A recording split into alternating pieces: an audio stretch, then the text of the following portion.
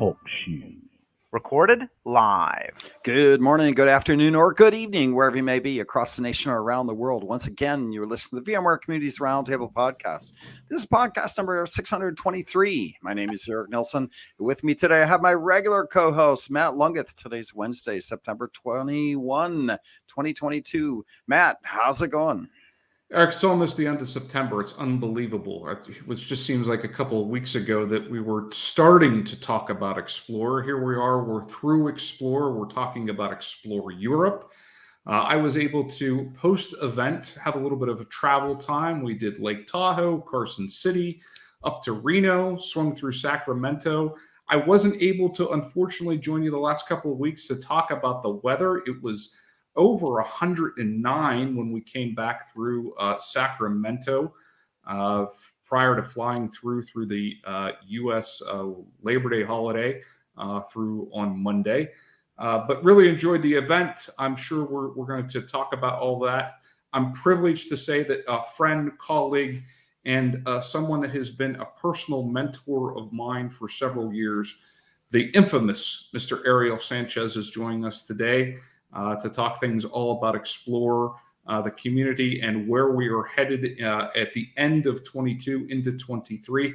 But, sir, before we get to all of that, my favorite questions of you: how are things out on the West Coast? How is the weather? And most importantly, what is the color of the bay today? Matt, I got to say, before I get into that, I can't wait to see your expense report when you turned it in. You're going to have mileage, 50 cents a mile times like 2,842 miles. We're going to owe you like $20,000 for your, quote, drive to explore. I got that gig now. That's what's going to happen. Let's see the weather here in Northern California. We've had rain. It has been cool, 72, 68, 72. I don't know. We got a storm coming up and it's been humid and rain. I think we got like an inch up north and maybe a quarter inch in the Bay Area. So it's good to get water here. Happy about that. And the weather today is it's raining again. We've got some sprinkles and rain. So we're all really happy about that because it's a drought here in California. So wonderful not to have the dust storms running around right now and the fire season. Can't wait to talk to Ariel as well. But before we do that, Corey, good to see you as well. What's going on in Utah? Weather's been great. High 70s to mid 80s. Beautiful outside. We had a storm come in last week. Beautiful thunderstorm roll through Utah. So always enjoy that. All right. Cool. So, before we get to Ariel, let's talk about VMworld Europe. Europe Reg is open. If you didn't get to VMworld US, I would say that it was a lot of fun. Everybody's super excited and jazzed about it. Even upper management, Hawk from Broadcom, everybody's talking about they get the community now, right? They get the community. They actually came back to me and said, how much money do you need for Europe? You will write you the check, go do Europe. The community is absolutely important. They got it. Laura got it, looked around and went, oh, the ecosystem that we bring to the table is crazy. They got it. So they funded us for Europe. They funded CTAB for Europe. They turned everything funding on for this back half of the year for Europe, as well as, other things that we need. So that was good. So I expect Europe to be a lot of fun. We've got the community booth. We've got Alistair is going to be there. He's got sponsorship. So he's going to be running vBroadbag sessions. The Code Lab stuff with the Nooks to do sensors and smart desktop programming stuff, that's turned on. Allison Crooker, who runs the sessions, gave me some space for that. So should be a good time at Barcelona. So if you're in Europe and you want to come by for a day or two, there's a lot of fun things there. We ordered the second set of Nooks. So Corey, we got those underway and we're shipping boxes of Nooks to all of the experts. So that's all happening. So again, Europe, November 7th through the 10th, go register. Content catalog is now live for the event. That's right. Yep. And I think that Matt's speaker sessions went out last night. So if you got notified to be a speaker, those were supposed to go out last night. I'm sure there's going to be a couple ones that are laggards, right, that they're still kind of cleaning up here and there. But I know they had to get those out because I believe Schedule Builder goes live on the 29th of this month, which is only 8 days away. So everything's in full gear now, right? And trying to do that. For those people that didn't get their session approved or didn't get notified, I do apologize if you're listening to this. They did have to cut back sessions. They just from the physical space perspective. We were trying to, even though we have extra budget to get extra space, the physical space criteria that they booked based on the assumptions they made for VMworld US and so forth is what it is, right? And so there is one thing of, oh, you have budget. We understand it now. Now we go to the event team. They're like, yeah, we got a closet. You can have that extra closet over there if you want. So they do have constraints on space, which meant they had constraints on session rooms. So they kind of planned that accordingly. And even though we want to do more, it's all space challenge. So if you didn't get your session approved, if you blogged about it or you vlogged about it and the session is publicly available and it's something that you would wish to share in this forum, send us a DM, right? Send myself a DM at GSXESX and we can look at possibly getting you on the schedule. I know we're fairly booked between now and the end of the year, but coming into Q1 of next, we can look at the possibilities of maybe having you on the show and using this forum to present your presentation. Yeah, we're just adjusting to what this means and what it looks like. And so don't feel too bad. And then I know for VMware Code and vBrown Bag, if you did a session in the US, then we marked, unless you were super popular, like, Fear the Beard, Kyle Ruddy, or William, others, we probably didn't accept you for Europe. We tried to save the Europe. So, and if you were sessions for Code or vBrown Bag that were from Europeans, we gave you high priority, right? So if you're from Europe and you're coming to Europe to do a thing, we marked you as, because we had, I think in the US, we probably had room for 80 sessions across the 3 days. Europe is a little longer. They're doing Monday but we only have one theater, so instead of two, so that meant that. But we had what we gained in days, we lost in theater space. So what we did was prioritize anybody from Europe that hadn't been to the U.S. to speak. We made sure you got in, and then secondly, we looked at people that did speak in the U.S. but were super popular. Or no, second was if you hadn't spoke at all yet. And you weren't from Europe, but you're going to fly over to Europe, sure, we give you priority. And then third, if you were super popular in the US, like there were like 4 people that, standing room only up the elevators, we let you go. And then the rest we kind of said, well, if we could fit you in, we did. So that's how we did that. So those notices went out yesterday. Schedule Builder opened the 29th, and we're excited about everything that's going to be happening. And Corey, I can't wait to find out whether you're going to be there or not. Find out this afternoon. Yeah, looking good. I'm sure that'll happen. I'm positive. I'm hoping so. All right, back to the show agenda. So Ariel Sanchez, welcome to the show. I know we want to try to hook up with you at the show itself in VMware Explore US and kind of do a podcast, but we're getting finally to this today.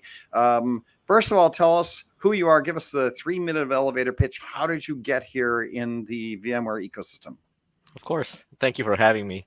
Ariel Sanchez. I am from Costa Rica, and I work for VMware in the US as a staff technical account manager. So Matt Langeth and I are colleagues. And before coming to VMware 5 years ago, I used to be a VMUG leader and a vBrown Bag host. So I was very much, when I started studying for certifications, finding all that great content the bloggers put out, finding the great conferences and side conferences at VMware, VMworld. So, I've been a community, a person that loves the community for quite a while, even before being an employee. And now that I'm an employee, I really try to stick to those roots. So I really try to work with VMUGs, whether it's at user cons or local VMUGs. So you'll probably find me telling people, get on Twitter and speak at your VMUG. That's my thing. I was just looking for the scar to see where they did the lobotomy, because once you go to like account management, don't they have to take like 3/4 of your brain out and to put it on a shelf somewhere? like put it in a jar? It is hard. You have to fight for it with your managers, and you have to show the value, right? And you have to tell them what came out of going to the VMUG and presenting at the VMUG and why you thought it was Like, important. how does that impact your quota? Like in a marketing, me and Corey will tell you that half the conversations is like, so how does this impact the lead gen numbers? How many contacts are we going to get from Yeah. that event for that? We're Yeah. like, There's people in the company that's their language, right? And that's thankfully, I work in a part of the company where we're focused on customer satisfaction. So Right. for me, being able to even show the value of VMUGs to my customers of the actual TAM engagements is part of how I can make them more ingrained in the community, how I can help them stay up Yeah. to date. It helps. Well, and I know, Matt, you're also, not a community person, just like Ariel. Ariel, I'm sure you carry, numbers that you have to meet and, satisfy customers and get customers on board. And Matt, you're in the same boat. You're like your professional job is TAM, right? And you're That billable, is. right? Yeah. And so I was trying to think how me and Corey could also get billable somehow, and that would be good, as we transition to Broadcom world. I got to figure out how to carry quota or You just let me know. We'll hook you up. Matt and I know a lot of people. Yeah, there you go. Got to always want to do that. It's on my bucket list, but maybe not. It gets in the way of nap time at 2:00 in the afternoon. Like what? Nap time. I don't think I could work that hard. Anyway, today we thought we'd just kind of do a traditional community roundtable, right, where we talk about what expectations were out of VMware Explorer, right? So Ariel, first start with I know you were busy, right? Did you engage with community? What was your thoughts around community? What was your thoughts around Explorer? Give us your takeaway from an outsider, or at least as an account manager and an ex-community guy. What was your takeaways? It was a different one for sure. It's starting on, was it Tuesday instead of Monday? That threw everybody up for a loop. But hey, I know my people. I was there since Saturday night in San Francisco. I knew that some people were already like, "Hey, I'm arriving from Australia or something." And then the night of Sunday, I think we had the VM Underground party, which was like a big hug fest. Like everybody that has not seen their friends, their V community friends, in 2-3 years, were able to find each other and see each other. And it's right before the storm, right before you actually have to go work and meet with your customers or do things or do presentations. It was a nice night out. And right after that, I think Monday, even though it wasn't the official kickoff, it was still pretty busy. You were still working. My customers were there since Sunday, so I was already working since Sunday. And what I definitely liked was the energy that we had. I think the actual attendance was 10,000, 11,000, but the energy, everybody was so happy to be there. Everybody was so happy to hear the announcements. And we'll go deeper into that in a little bit, but everybody was so appreciative to have VMworld or VMware Explorer back. Yeah, I know I felt that way. I just felt happy, right? Like unusually happy. Like I can just walking around, I was happy all the time. And then I saw Matt the first time coming up the street, and I was like, oh my gosh, like I forgot how tall Matt was, right? Like, and it was like, gave him a hug. It was like, it is a very strange thing to see people and that just happiness that you felt, right? Then to run into Corey, same thing. Like these are people that you're Zooming with every day for like 2 years. And then it's a weird thing because I'm almost like, I feel like I had no clothes on too. I'm like, oh my gosh, like I'm actually seeing these people for real, like in physical, they get to look at me. It's like, I'm so used to being behind the glass. I don't have to have any pants on if I don't want to, right? I can just sit here in my underwear, whatever. It just doesn't matter. Well, That it, was it, it also felt weird for some people, like they had been, masking, they had been guarding themselves at home, and suddenly you're in a place where 10,000 people are. So it was like a whoosh. Okay, I think we're done with COVID, I guess, because everybody's out here and we're all having a lot of fun, right? Yeah, it does. I did mask because I spent time masking. And it's good because I ran into at least 2 people that then tested positive for COVID the next day. And so I was happy that I had my mask on. But you know what? There was plenty of times when I took it off because there was only 1 or 2 people. And you're like, okay, it's like not it's not 30 people in a bar, it's two Yeah. people, right? And so yeah, I'm happy with that. And now I've got the 4 or 5 shot. So in Europe, I'm not going to wear a mask at all, right? Because I've got the booster for 5, which is supposed to be good for 6, which is like, okay, fine, I'm done, right? It's good. That was good. And then I thought it was really cool just being in CTAB, seeing the senior guys running enterprises and getting to listen to their stories. Like I talk to people like, how many cloud migrations are they doing? Like almost everybody has got some data center that is migrating to the cloud, and listening to them try to manage cloud workloads and how do they deliver cloud workloads to cheaper. There's Starbucks was telling me how they're managing all the workloads based on the cost of cloud services for that week, right? Like, and then they want to use Ariel to do some of that, right? So, or Area, not maybe I'm thinking Ariel. It's like, what do we call it? Area. Area. Yeah. Area. The announcements of how to manage that, and just the excitement of the new tech that was coming, and how they were really kind of buying into the multi-cloud story. And then others raising their hands, in the VMUG leadership meeting, just going, you know what, we just want vSphere 8 content. Where is all the vSphere 8 content, right? So it was a mixture of everybody, but it just felt like, wow, I'm actually hearing real customers asking for stuff that they needed, right? Which was really, really interesting. And you can't imagine how much my customers were at CTAB, how much they appreciate it, because they can listen to others, right? They, customers after a certain level of sophistication, I would say, they want to hear what the vendor says, but they also want to hear what other customers are doing, right? So they really enjoy those. And yes, vSphere 8 is, personally for me, I've been reading William Lamb's blog for years. I've known Dave Morera for years, and seeing them on stage and talking about everything that's coming out with vSphere 8, vSAN 8, and Aria, and all the other announcements that we had, it definitely made me jacked and jazz and all those things. Yeah, Matt, what was your expectations, and how did they turn out? I think it's beneficial to think of where we were at the last in-person event, where we were at in 19, right? Where multi-cloud was this concept that some of our more advanced customers were thinking about and had maybe particularly deployed proof of concepts, or they maybe had one data center in, but it wasn't necessarily cloud native, or they were starting to look at migration strategies, and some had maybe ran into some of the hesitancy of refactoring and whatnot. But now I look at it in the framework of where have we been, or where is the industry at since the last time that we were able to meet in person? Well, now what we were talking about before is a theoretical operating movement or operating mentality for these large enterprises and global organizations isn't so much a theoretical concept, right? The industry is now at that pace. We're talking about multi-cloud tenancy. We're talking about cloud operations first, and how to manage all of that. And then not only manage it as far as an on-prem to hyperscaler migration, but then from hyperscaler to hyperscaler, or hyperscaler even back on-prem, and then the cost analysis and health analysis to do all of those operations. And this isn't theory. This is something that these large global enterprises and global orgs as a whole are currently doing.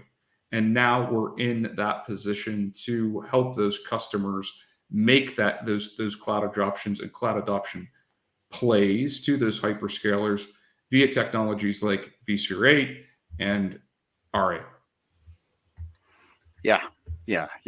Corey, before you have to bail, I did want to loop back to you and say, like, so you got to man the booth. I was off doing code stuff the whole time. Like, was it good to see everybody? How did that feel? Or were they just basically there to get their nook, and then they were like, see you later, thanks for the box?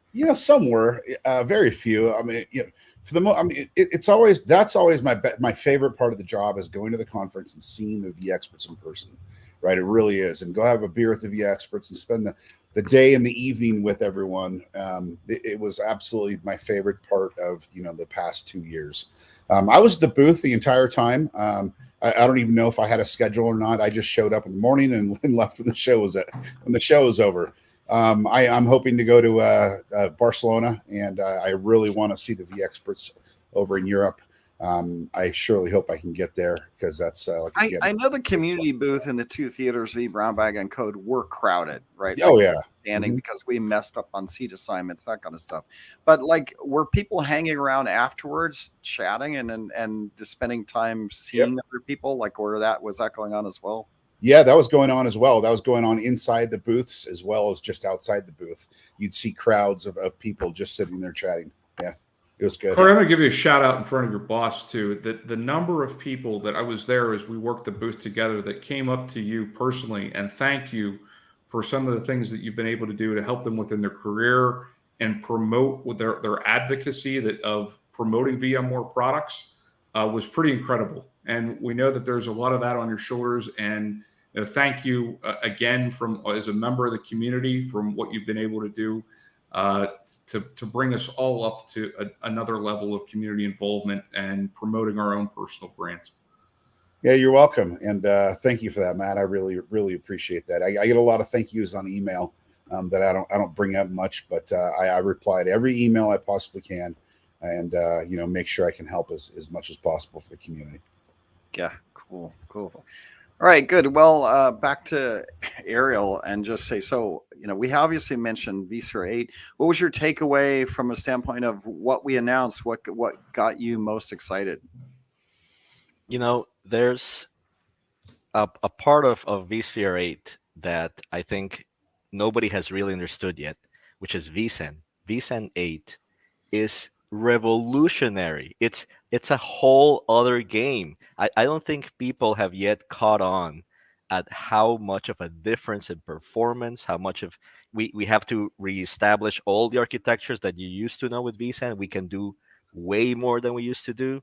I can tell you, when I worked with retail customers that had small locations, we can do less nodes at the locations. It is taking advantage of new hardware. It's minimum 25 gig NICs. It's gonna fly. So I don't think enough people are talking about how revolutionary this next generation of vSAN is.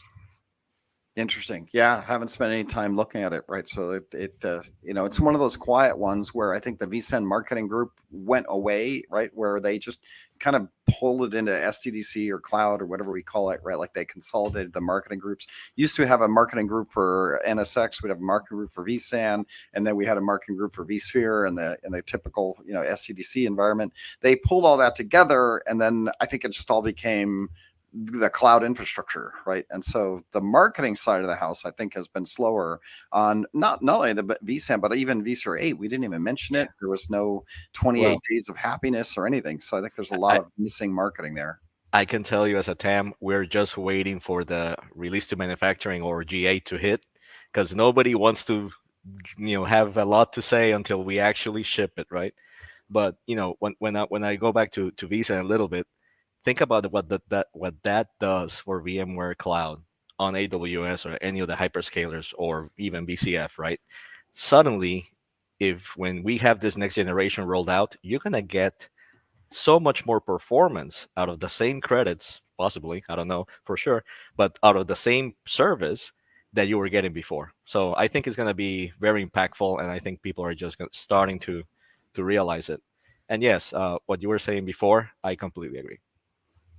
Yeah, but this stuff has a way of getting out. You're right. When GA shows up and people get to start playing with it, and we start seeing blog articles on it, and they actually see the numbers, right? Then you get momentum that way as well, right? So yeah.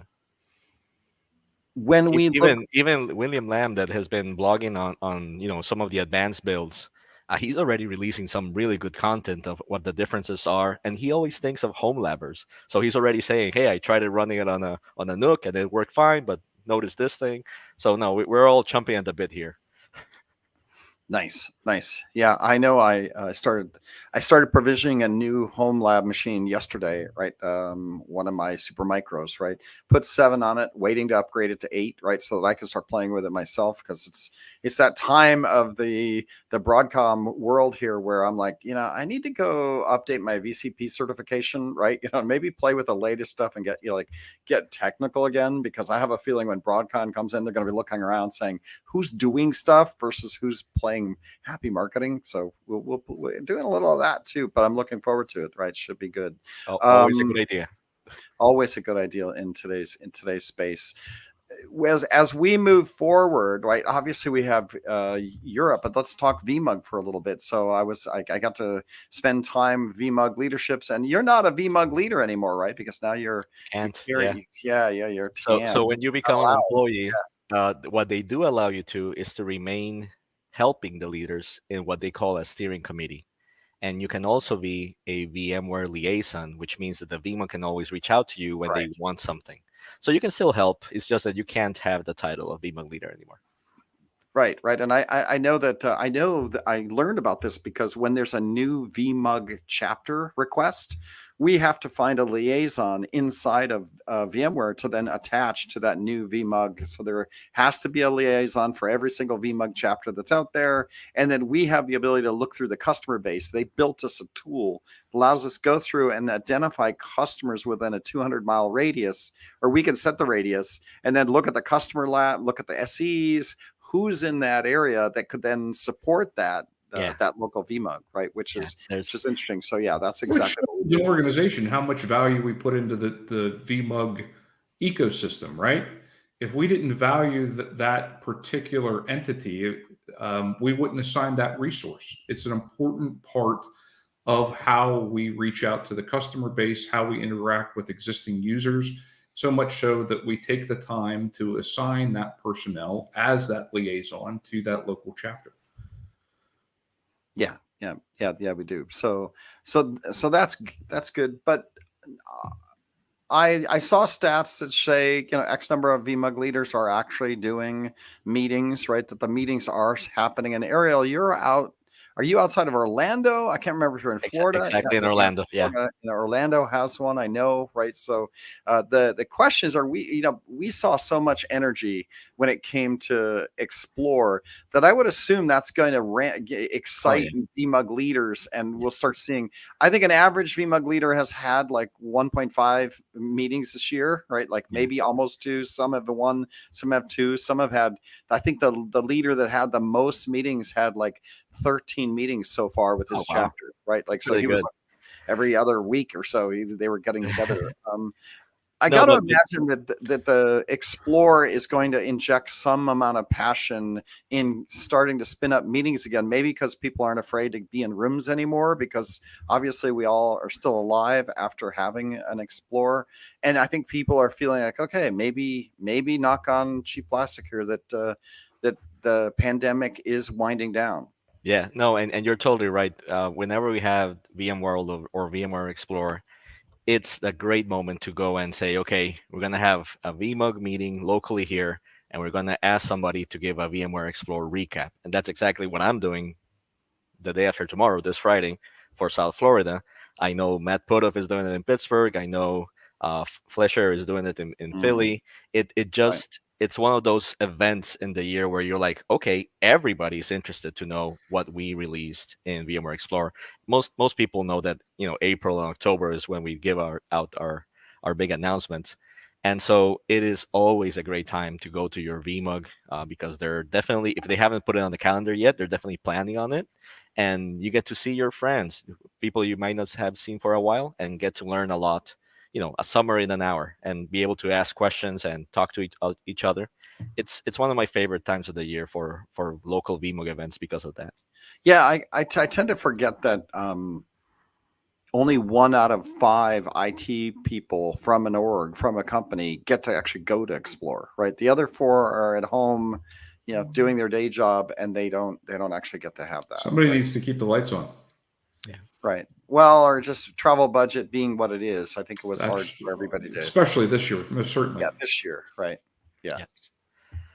But yeah, I'm very much looking forward to that. And if anybody out there, a VMUG leader or a VMUG member is saying, "Hey, I want that in my local VMUG," reach out to us. We can help you coordinate. We'll find your leaders, your liaison. We'll tell them, "Hey, here's the deck that I used in South Florida. we're more than happy to enable those sessions. Yeah, I did get access to the speaker resource center. I don't think they call it that, but it's something like that, where you can actually go into a full tool if you're a VMUG leader and, look through all the CTO content that they submitted, right? Like CTOs have one pagers that they give, as well as sets of sessions that are available that leaders can actually come in and utilize. It is interesting to look at that. They're all from VMware. What I'm trying to do for the second half of the year, because I'm now part of VMUG, right? Leadership, is I'm trying to build an extension to that where vBrownBag and community can also submit weird, interesting sessions and have that in there where you can go get trained by Matt. Matt made vSAN implementation on USB chips, and it burns out after 3 hours of operation, but he did it for fun. And he could put his presentation together, submit that, and then train other VMUG people to go play with that and get some community-focused content for local VMUG meetings. So when you go there, it doesn't feel just like VMware giving you product updates the whole time. Right? No, you're totally right. And vBrownBag has always tried to do, if somebody wants to teach it to others, we'll accept it, right? So it's a great opportunity. And one thing we also have done, especially when members, right, are presenting, I always used to say, if you're going to be presenting at your VMUG, can I record you and put you on vBrownBag? Because I think it will be a waste for you not to be recorded. And at someday we might have like a VMUG member YouTube channel where people can look at sessions. But in the meantime, I'm happy to record people if I can. Yep. And then there's just, there's always V beers. There's always other V kind of activities that you can do, so that we try to, ratchet the dial up a little bit when it comes to the community element of community versus there's the VMware education CTO kit, all these guys coming, giving you formal presentation. That's always important, right? We got that handled. We do that well. We do that at user cons. We tend to do that. There's the partner thing that tends to get overplayed because they fund things, right? So there's that element, which is fine. We get some of that. That's always good to have somebody paying for the pizza, right? But then also we have to make sure that there is a big piece of community there. And I feel like the dial has always been pretty high on the partner thing because they're paying for the pizza, and medium on the VMware side because we always want to stuff something down your throat, which is good because we're building tech, right? But then there's the lone community content, the vBrownBag, that kind of stuff that's like would be fun to be able to. I'd like to see the balance be completely opposite, like 70% community oriented, 20% VMware, and 10% partner, right? And you remember, I think you remember back in one time we did this in Pittsburgh for a user con, where we had this little group called the Little Hacks, where people would just get together and try to, Right. Hey, what's this DevOps things? What this Git thing? What's this? How do you read this YAML files? So having a community of people that want to meet no matter what's the topic, because they know they're going to learn from each other and they're going to hear what others are doing, always helps. And when you have a community that is healthy and you always have 20, 30 people, sponsors are looking for you versus you looking for the sponsors, right? So it definitely helps to build the community first, and then everything else will come. Yeah. And that, I think, we also were a victim of our own success, right? We were very successful. Sponsors really do want to come. And then, then you end up having, more sponsors, right?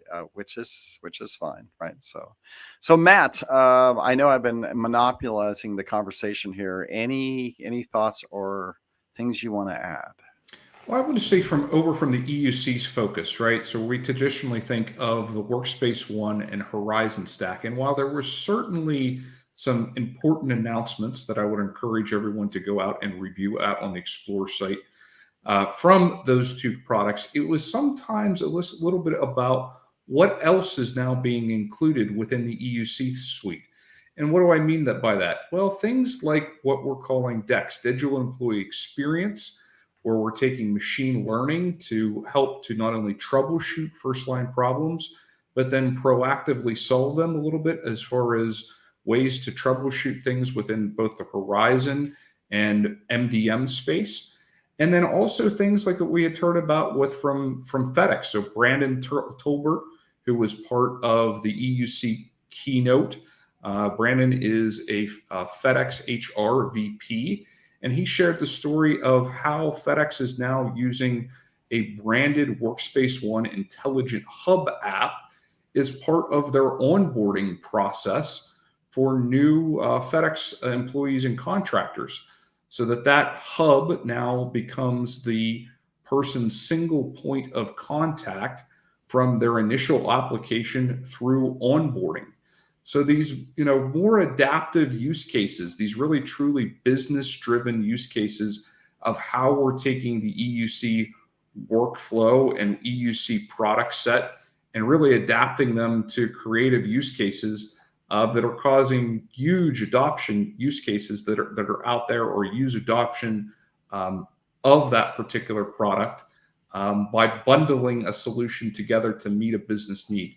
So within the Workspace ONE and EUC product set, there is some great announcements, and it's Horizon Edge, where we're going with a whole entire rebuild of UEM itself to architect it for scale.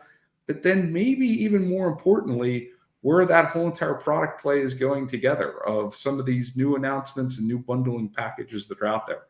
And being the EUC technologist, being on the digital workspace side of the technical account management house, that's really got me going, and it got some of the customers going as well of the feedback that I was able to receive from members that were out there. So interesting to see where we're headed in the EUC space. I want to add something there. You're totally right. One thing, the first slides that we saw from Raghu was, hey, customers are going from cloud chaos and they're realizing VMware is guiding them to cloud smart. We are doing that across so many different portfolios, where we're grabbing all of our software, all of our acquisitions that we brought in, and telling customers, hey, we have joined our solutions and we have matured our solutions, and they're enterprise ready for whatever you're bringing, and we feel good about our solutions. Give us a try. Look at us again, because we have really revamped some of the things that you might have complained about 1 year, 2 years ago. We are very much mature now, and that's one of the things I see with Ariel, is that they really said, okay, acquisitions, this and that we used to sell separately, it's now coming together. So really happy to see how all the VMware effort and vision has been coalescing at this point. What does the totality of the whole mean actually for the customer, right? What are all these individual products now that we have insight to that, and we've had some runway over the last couple of years to build product integrations? And I'm speaking of the entire product portfolio here, right? Where we see now sensors that are out there for carbon black, and what we can do with what was the vRealize suite, and expanding out that portfolio, and how that now plugs into cloud health, and where all the opportunities are now coming with what I'm sure will be the next gen VMC platform on the various hyperscalers that are out there. Dare I use the marketing term synergy of product portfolios, but it is really that. It's how now that we have all of this out there, how do they start to play well together? And then the back end AI and intelligence to make life a little bit easier for the day-to-day admin tasks. Above and beyond just performance alerting, but like true proactive intelligence. And think of it as DRS on steroids, or DRS for workload migrations. Think about it of host utilization, but then also putting cost component into that, or whatever qualifications else that would be out there for workload redundancy, or not only do I have to put it out, think of SPBM, but again, on steroids. Not only where do now my workloads have to lie, but then on a certain SLA behind that for data security. Plus that factoring casting in. I mean, this is where the industry is heading, and this is what the customers are demanding. It's exactly what Eric was saying, that customers not only have to make the right architecture decisions like they've always had to do, but they also have to be able to support their decisions financially, and they have to manage performance per dollar. So it becomes ever since we started with the multi-cloud world, you have to take those things into account. You have to take complexity into account, operations into account. It's not just what you pay in the bill. It's everything you pay your people and what they're working on. Are they toiling all day or are they actually being productive? So no, it's a great time to be here.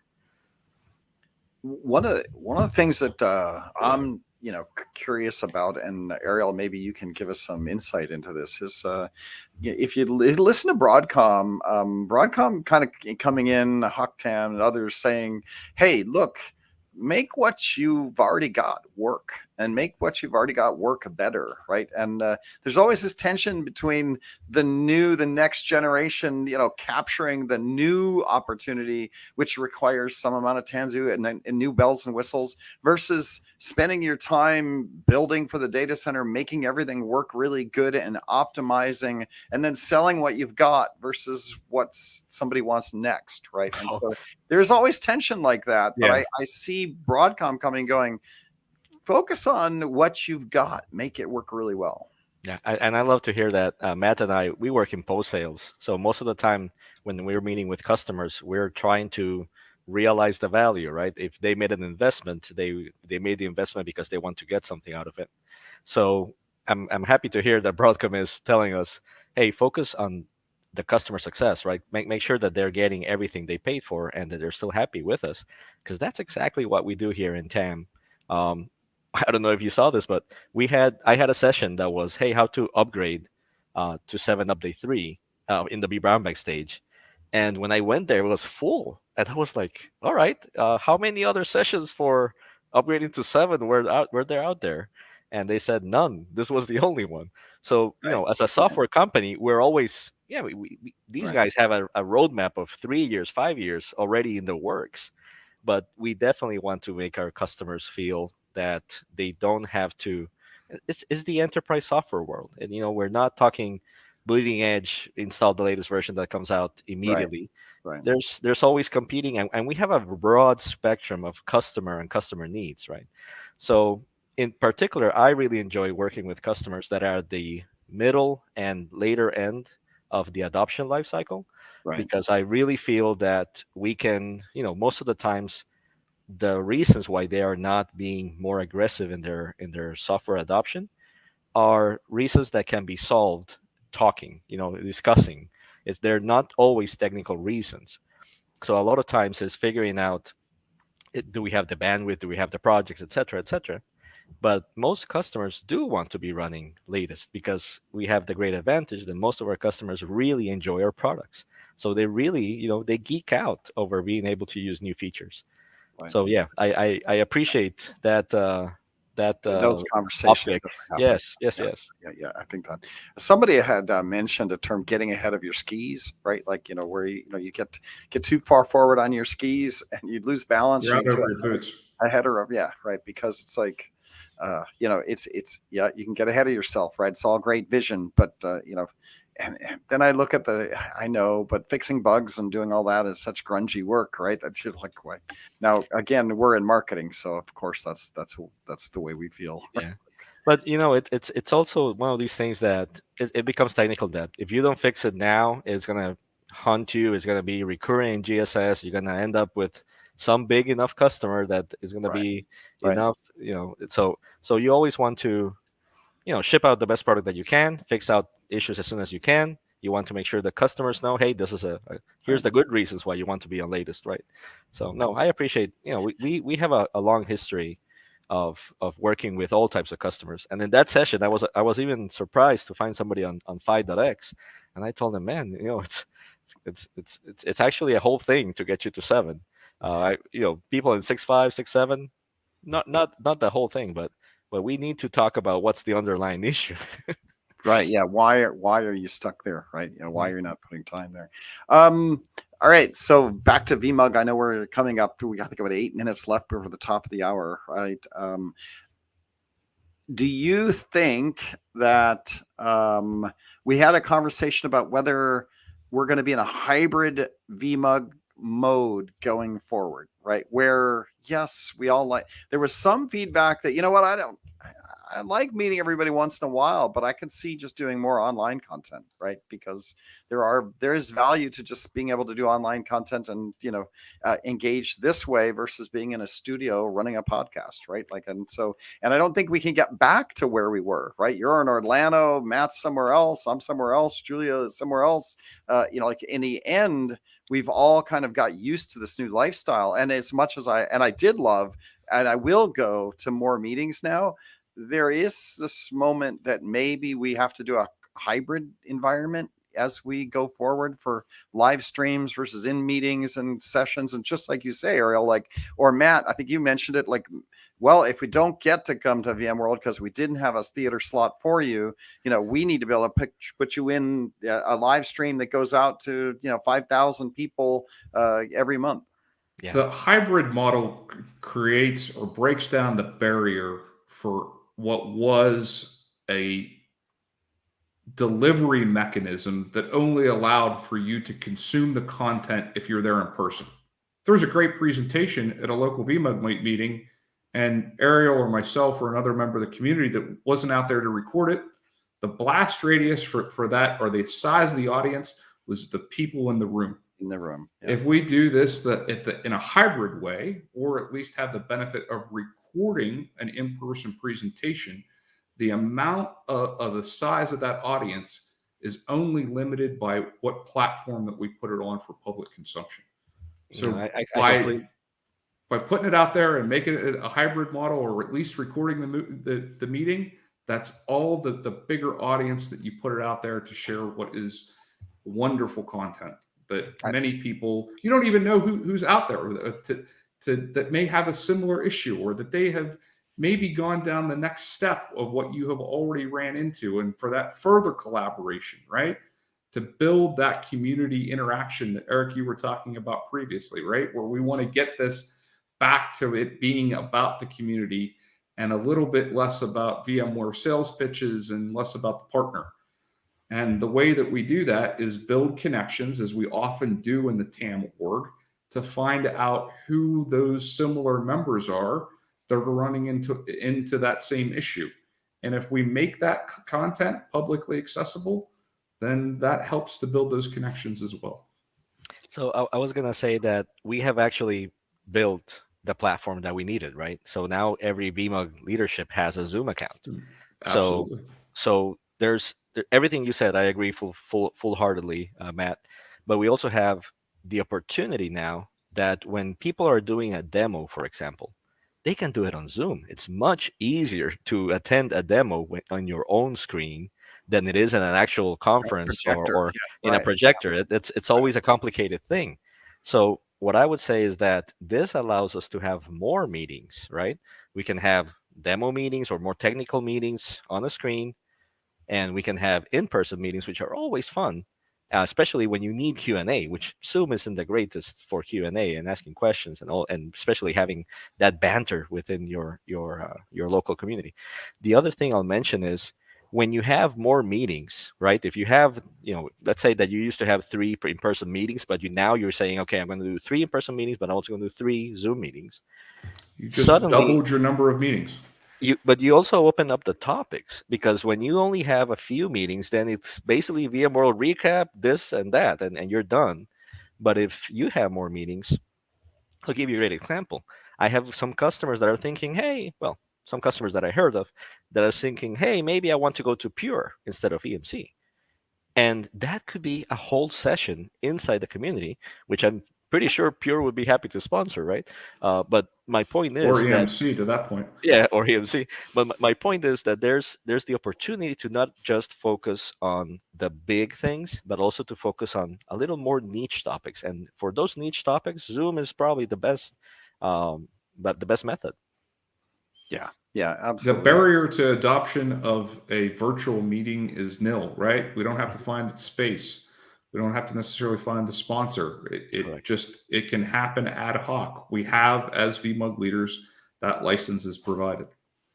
Yeah, I can definitely see a transition, and I'll take this. I'll take this back to VMUG because we're having some meetings in early October in Tennessee, which is I feel like the connection engagement stuff should always be, the real meeting, like V beers, pizza, fun little hacky stuff, things that are like, but then you push the serious learning things, whether it's code or whether it's YAML files or whether it's PowerShell or whether it's just a presentation on vSAN, back into the online stuff, so that what I come to do is come to drink beers with my fellow friends and do something fun and geeky that's not what I'd normally see in a normal streaming session on YouTube, right? But then you also have to have this powerful way to deliver the technical content where you're kind of connected. You get to say hi to everybody, because how often do I want to have beers with everybody? Like maybe once every other month, right? We get together, have some beers, do some wacky stuff, right? Have a hangover the next day, who knows? But then I also like to learn with them. I like to see Matt in online streaming. I like to come every Wednesday and see people and engage with them, but I don't have to do it in person. I can have a realistic engagement, through Zoom or whatever streaming mechanism we can provide. So I think there's this hybrid approach that's going to end up being the winner. And if you think also where the industry is heading, every VMUG can have their own GitHub site where several admins can run it. We have the forums today, but you can basically tell people, hey, what the code that we discussed in that meeting, it's over there.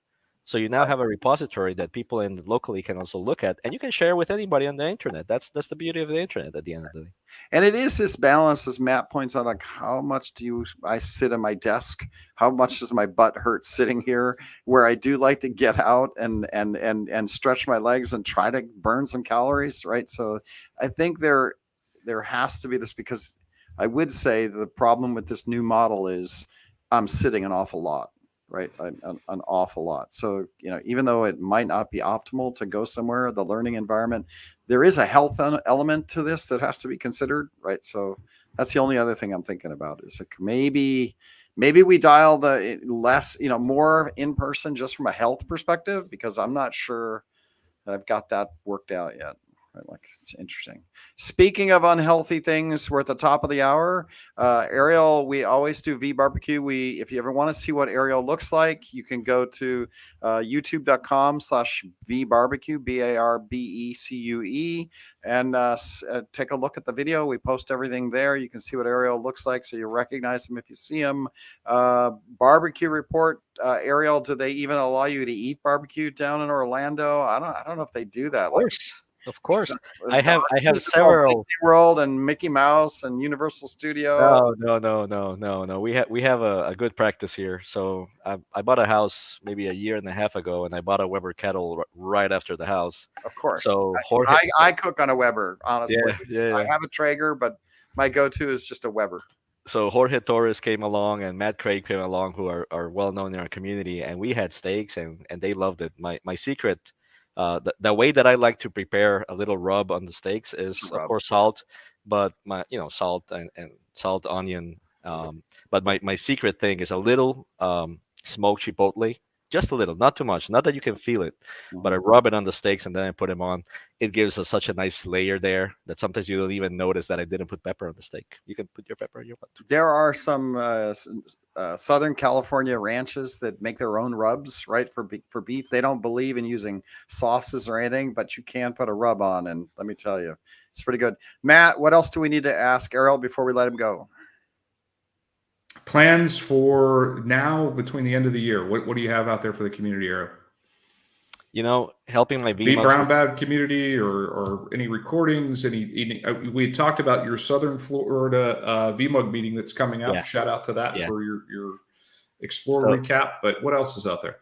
So we're also planning to do one for Miami, which is a kind of a newer chapter. And I do know that a good friend of mine, Lucio Di Lorenzi, very, very smart dude, is moving to Miami, I think in October. So I'm planning to at some point give him the VMUG liaison there and get him more involved.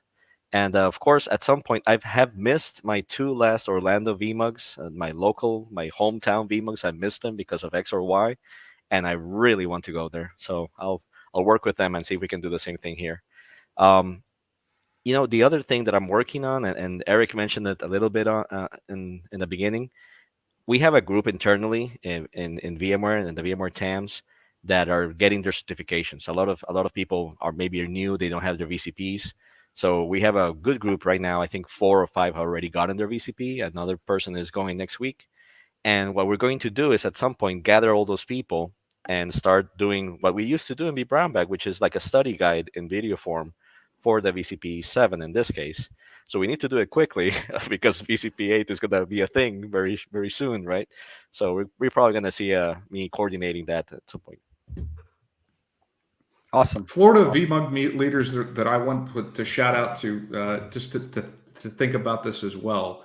Dave Morera, right? Up on stage as a member of the keynote. Now, just in a very short period of time, I would say within the last 4 or 5 years, Dave was on leadership for Central Pennsylvania, which is the group that I'm associated with as far as VMUG.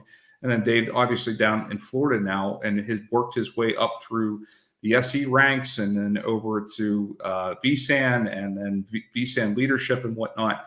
But to think that there's a member of the community, right, that we all know Dave's a great guy. He has just been within the last couple of episodes talking about vSphere 8 and announcements here on the community podcast.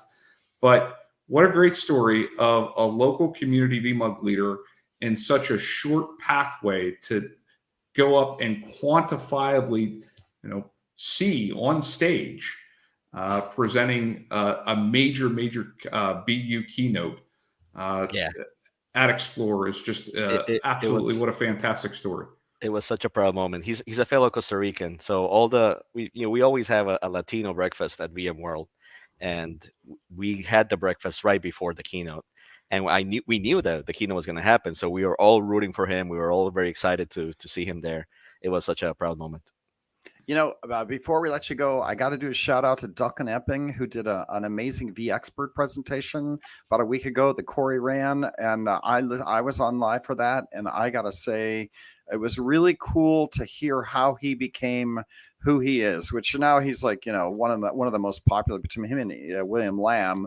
They are the 2 most popular content producer, influencer, rate making. And my takeaway was he put in a ton of hard work to learn the content, then a ton of hard work to publish the content, and then get around and talk to people sharing the content. So I took away, content is king, right? Like when it comes to, having something to deliver to the community, build some good content and then give it to the community, right? And they will reward you, right? So I thought that was really interesting. Shout out to Duncan for having a great career and then putting a great presentation together that I think we had 150, influencers in there. I think actually Noel did the Influencer 100 group and I invited the Influencer 100, but I think Corey published that somewhere externally as well. So shout out to him for doing that. Really fun. If you haven't heard his presentation on that, it's worth spending an hour listening to how he got where he was. Really cool. Yeah. With that, I'll give you another one, which is Amanda Blevins. She has done a lot of, how I went from SE to I think vice president now, or CTO. I forget right now. Definitely. But she, those sessions are so good, especially for people that have been in the community a while, that have been with VMware a while, thinking about their own careers, right? Right. What's next? Absolutely. What's the next thing? Yeah. With that, it's the end of the time. Thank you, Ariel, for being here. Great to catch up with you, and good luck at doing your job and meeting your quotas and doing everything you got to do. I'm sure we'll get you back up here in a year or two when you're uber wealthy and won't want to talk to us anymore. Right? No, that will never happen. VP and CTO for Amanda. Sorry if I forgot her. Yeah, there you go. Yeah, everybody knows Amanda. We've had her on the show maybe 3 or 4 episodes ago. It's great. Got to hear her story. All right, with that, it's time to go eat some barbecue. It's lunchtime here in California. Ariel, thanks a lot. Matt, as always, good to see you. We'll be back again next week as always. Talk to you then.